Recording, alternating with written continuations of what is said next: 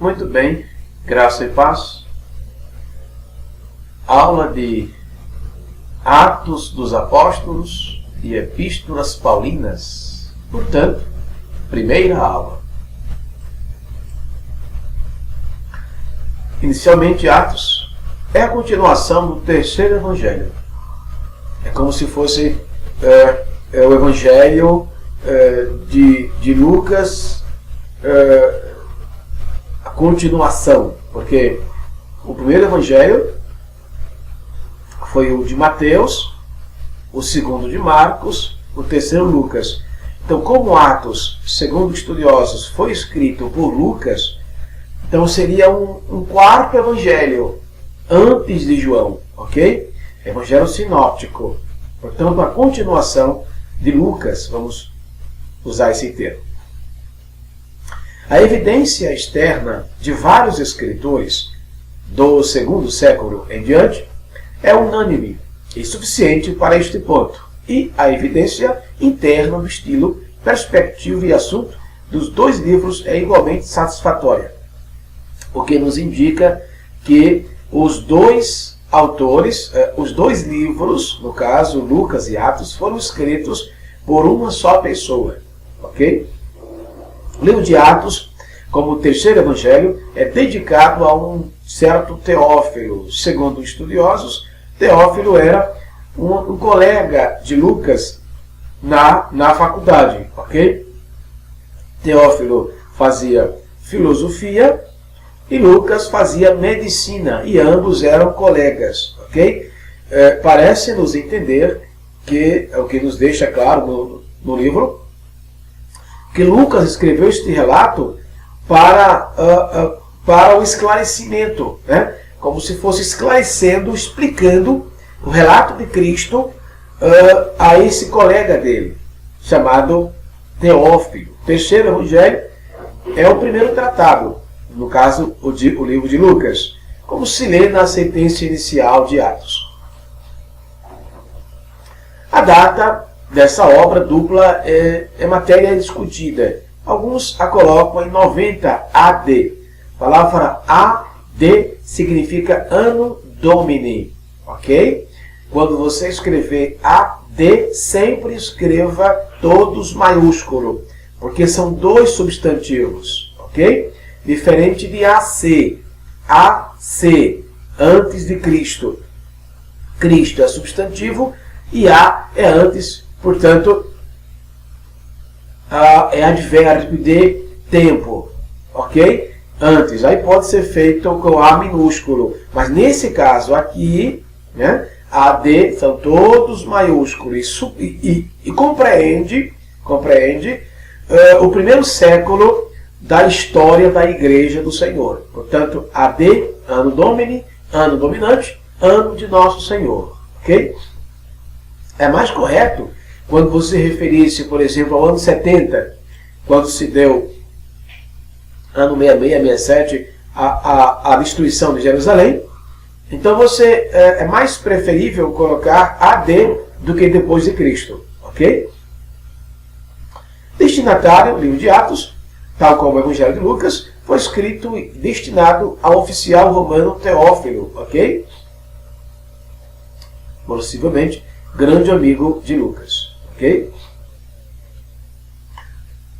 Os Evangelhos e Atos. Os Evangelhos apresentam o Filho do Homem que veio morrer por nossos pecados. Atos, por sua vez, mostra a vinda do Filho do Homem no poder do Espírito Santo. Atos mostra o trabalho dos discípulos, o trabalho dos apóstolos, né? A continuação deles pós a morte de Cristo em transmitir a mensagem de Deus, ok? Infelizmente, neste livro, não vemos os atos de todos os apóstolos, né? Só de alguns, por exemplo, inicialmente Atos de Pedro, né? Pedro, no capítulo 2, ali pós-Pentecoste, ele dá um excelente sermão, onde 3.000 almas são convertidas. No capítulo 3, ele e João, pelo poder de Deus, eles fazem um grande milagre ali junto à porta formosa do templo. Ok? E assim por diante. Ok? No capítulo 4, no capítulo 5, temos a questão de Pedro e Ananias, né? No capítulo 6, a separação dos diáconos. No capítulo 7, a grande pregação de Estevão e seu martírio. No capítulo 8, o evangelho em Samaria e também em Filipe evangelizando o eunuco. No capítulo 9, a salvação de Paulo, né? A conversão de Paulo. No capítulo 10, a conversão de Pedro. Pedro a Cornélio, no caso, a conversão de Cornélio, usando como instrumento de Deus o apóstolo Pedro. No capítulo 11, os apóstolos foram pela primeira vez chamados de cristãos, né? No capítulo 12, a morte de Herodes, morreu com medo de bicho, e a morte de Tiago, irmão de João. No capítulo 13, o chamamento de Paulo e Barnabé. No capítulo 14, a seguir, as viagens de Paulo e os acontecimentos. Ok? Muito bem. Com referência a Atos e Lucas, enquanto o evangelho seguido relata todas as coisas que Jesus começou a fazer e a ensinar, Atos descreve o que ele continuou a fazer. Portanto, é a continuidade da glória de Deus, o trabalhar de Jesus Cristo, o trabalhar de Deus na pregação do Evangelho da graça de Deus. Isto é relatado em todos os 28 capítulos de Atos dos Apóstolos. Quanto ao seu conteúdo, ser-me-eis testemunhas é o coração do livro de Atos dos Apóstolos, ok? Ao ascender ao céu, então Jesus faz a menção de Cristo na terra ainda, e depois se dá a sua ascensão e o trabalho deles pós a ascensão de Cristo, resultando no livro propriamente dito. A última ordem de Jesus aos discípulos foi para que permanecessem em Jerusalém, a metrópole da nação judaica, até que fosse do alto revestidos de poder, ou seja, recebessem o chamado batismo no Espírito Santo. Apesar de algumas igrejas de linha histórica não aceitar o batismo no Espírito Santo da forma que nós aceitamos, segundo o nosso entendimento, batismo no Espírito Santo é um revestimento de poder para testemunhar de Cristo às nações. E você pergunta, pastor, aqueles que não são batizados no Espírito Santo não têm esse poder? Tem sim. A diferença é que quem é batizado tem um poder a mais, tem um revestimento a mais, ok? Bem, em Jerusalém, cidade onde tudo começou, em Judeia e Samaria, aldeias próximas, províncias próximas, e até aos confins da terra, até as Américas, até a América Central, até a América do Norte, até a América do Sul, até o Brasil, até São Paulo, até Guarulhos, todos quantos nosso Senhor chamar. Glória a Deus. Recebereis poder. Poder no grego dunamis, né? Que traz a ideia de um poder explosivo, né? Para fazer a obra, o trabalho de nosso Senhor Jesus. Fazermos a continuidade de seu trabalho. Isso somente é possível graças ao Espírito Santo em nossa vida. Glória a Deus. Atos 1 e 8 é o versículo-chave de todo o livro. Contém um resumo teológico e geográfico do livro. Recebereis a virtude. Glória a Deus. Bendito o nome maravilhoso de Jesus. Nos capítulos de 1 a 12 de Atos, o centro principal e irradiador da igreja é Jerusalém. Tanto é que no capítulo 15, Jerusalém ficou como se fosse a igreja sede, né? Onde Tiago, que segundo a história, o irmão do Senhor, presidia aquela igreja e tinha uma grande palavra, né? Um grande respeito diante dos crentes em Jerusalém. Se você ler com cuidado Atos capítulo 15, você vai entender a importância de Tiago, o irmão do Senhor, ali presidindo aquela igreja, né? Quando você faz um confronto com João capítulo 7, você vai ver um contraste, um contrassenso, é uma antítese, né? Quando diz que nem mesmo seus irmãos criam nele. Aqui, em Jerusalém, em Atos capítulo 15, segundo a história, Tiago, irmão do Senhor, presidia aquela igreja. Veja quanto foi importante o testemunho do Filho de Deus em sua própria casa. Glória a Deus.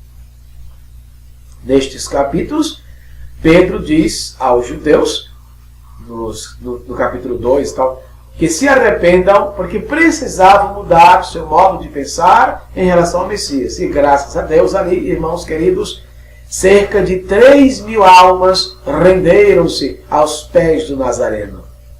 Glória a Deus. E mais para frente, esses 3.000 passou para 5.000. De 13 a 28, o centro principal da irradiação passou a Antioquia da Síria. Foi ali, irmãos, que foram os discípulos pela primeira vez chamados de cristãos. Glória a Deus. Ali, aqui, no caso Antioquia, Paulo diz que creiam, porque os gentios não precisavam mudar de ideia quanto ao Messias, precisavam eram crer nele, né? Crer e obedecer. O livro de Atos termina de modo repentino, com Paulo em Roma, aguardando o julgamento perante César, mesmo com o resultado do referido julgamento, ainda pendente. O livro termina de modo triunfante, estando Paulo prisioneiro, porém cheio de ânimo e sem impedimento para pregar e ensinar a palavra de Deus acerca do reino de Deus e do Senhor Jesus. Simplesmente o livro termina, né? Dando-nos a entender que representa a continuidade da igreja, né? Não tem fim, salvo no seu arrebatamento. Glória a Deus. Poder para testemunhar Atos 1 e 2, né? Que 40 dias maravilhosos, né, irmãos? Os discípulos passaram com o Senhor. Depois da sua ressurreição, foram 40 dias com o Senhor, recebendo mensagens, recebendo instruções, recebendo, por que não dizer, o evangelho que eles proclamariam mais adiante. 40 dias maravilhosos, né? Glória a Deus. Nesta ocasião, determinou-lhes que não se ausentassem de Jerusalém, mas esperassem a promessa do Pai, que disse ele, de mim ouvistes. Glória a Deus. Os primeiros 11 versículos do primeiro capítulo é uma introdução para o livro, né? Por exemplo, do 6 a 8, do capítulo 1, a grande comissão, né? Que cai, porém, na cidade de Jerusalém, até que do alto sejais revestidos de poder. Glória a Deus, né? A ascensão, ali se deu a ascensão de Cristo. Um detalhe, irmãos, um detalhe. Muita gente considera o arrebatamento de Enoque como sendo o arrebatamento da igreja, fazendo assim junção ao arrebatamento de Elias, o que não é verdade. Segundo o que está em 2 Reis, capítulo 2, Elias foi arrebatado ao céu. Porém, Enoque não foi arrebatado ao céu, né? Não foi arrebatado. Enoque foi trasladado. Ok? Fala-se de alguém que vai subindo devagarinho. Foi o mesmo que aconteceu com Jesus na sua ascensão e será o mesmo que vai acontecer com Jesus pós os 7 anos da grande tribulação, como está escrito em Apocalipse capítulo 19, quando ele virá para fazer 3 coisas. Primeira, destruir o império do anticristo, né? Sob o comando dos 2, onde os 2 serão lançados vivos no lago de fogo. Segundo, julgar as nações, como está escrito em Mateus capítulo 25. E terceiro, estabelecer o milênio, não esquecendo que ali também se dará a prisão de Satanás durante 1000 anos. Ok? E a volta de Cristo, né? Essa volta de Cristo aqui está referindo-se àquela que se dará da mesma forma que ele subiu. Portanto, não se refere ao arrebatamento da igreja, e sim a sua volta, quando será visto por todos. Todo olho o verá. Isso vai acontecer no final dos 7 anos, quando, ao término da batalha no Armagedon, quando Israel será livre pelo Senhor naquela batalha. Os discípulos ainda não estavam satisfeitos quanto à época em que Cristo iria estabelecer seu reino na terra. Ainda esperavam um reino que lhes desse independência política e os colocasse em posição de liderança no mundo. Na verdade, irmãos, era o que todos na época esperavam, né? Eles esperavam um Messias poderoso, rico, que entrasse em Jerusalém montado no cavalo branco, e libertasse Israel do jugo de Roma, quando na verdade Jesus veio, entrou em Jerusalém num jumentinho para então libertar a Israel do jugo do pecado. Por isso que fora confundido, não foi entendido, compreendido pela nação de Israel. Mas graças a Deus que isso está em Romanos 11, 25, você vai entender isso aí. Leia com cuidado. Romanos 11, 25, você vai entender que foi a vontade de Deus que assim acontecesse, a fim de que a porta dos gentios fosse aberta e eu e você aceitássemos a Cristo como Salvador. Glória a Deus nas maiores alturas. Cristo voltará, esse Jesus, assim virá do modo como viste subir. Glória a Deus. Está referindo-se aqui à volta de Cristo, não para arrebatar a igreja, mas 7 anos, no final dos 7 anos, para livrar Israel da grande tribulação. Ok? Ou seja, na grande tribulação. Né? Ele vai voltar do modo como subiu. Assim sendo, devemos examinar como ele foi, assim saberemos como ele voltará. Sua volta será pessoal, estou falando da época que ele virá para livrar Israel na grande tribulação.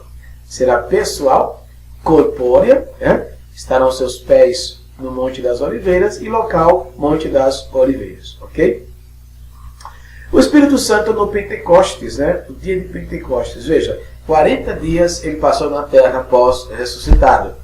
10 dias depois, completados os 50 dias.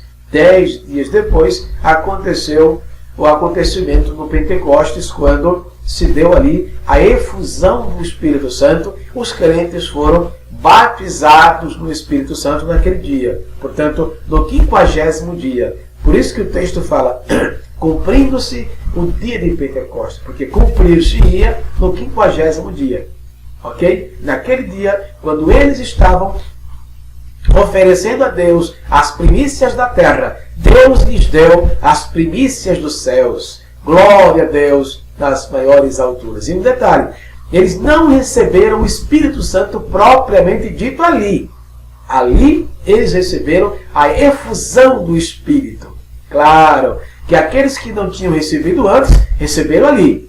Ok? Mas na verdade, o Espírito Santo fora dado a eles no momento que Jesus ressuscitou, adentrou no cenáculo fechado, assoprou sobre eles e disse, recebei o Espírito. Isso está em João, capítulo 20, versículo 22. Ok? A partir dali, eles já tinham o Espírito Santo. A igreja passou a surgir, não no dia de Pentecostes. A igreja passou a surgir no momento em que Jesus ressuscita, adentra no cenáculo fechado, assopra sobre eles e diz, recebei o Espírito. Então, crente só passa a ser igreja quando recebe o Espírito Santo. Não é nem mesmo quando é batizado nas águas. Não. Quando recebe o Espírito Santo. E isso se dá, irmãos queridos, no ato da conversão. No ato da conversão se dá o selo do Espírito Santo. A pessoa ali já é igreja. Glória a Deus. Todos ficaram atônitos e perplexos, né? Nunca tinham visto tal coisa, né? Ali se deu uma parte do cumprimento de Joel 2,28, né? E há de ser que depois derramarei do meu espírito sobre toda a carne. Do, né? É justamente o que Pedro disse, do meu espírito, do. A partícula do significa uma porção de. Portanto, em Pentecostes, em Atos 2, eles receberam uma porção do Espírito Santo. Pastor, onde será concretizada esta promessa? Inicialmente, no final dos 7 anos, quando Israel, que é o remanescente, vai aceitar a Cristo, quando ele vier, após 7 anos, no final dos 7 anos, eles receberão o Espírito Santo, o Espírito de súplicas, né? Como está escrito em Zacarias 12, versículo 10. E a efusão do Espírito para a Israel, na verdade, vai acontecer no milênio. Ok? Porque o batismo no Espírito Santo nunca foi para a igreja, mas para a nação de Israel. Como Israel rejeitou a Cristo, Deus passou a uma partícula para a igreja do Senhor. Glória a Deus. Temos ali o sermão de Pedro, né? O tema do primeiro sermão evangélico foi que Jesus é o Messias, como a sua ressurreição demonstra, né? Esse foi o tema, né? Portanto, a mensagem de Pedro, irmãos, era uma mensagem cristocêntrica, diferente, infelizmente, da mensagem de muitos pregadores nos dias de hoje, né?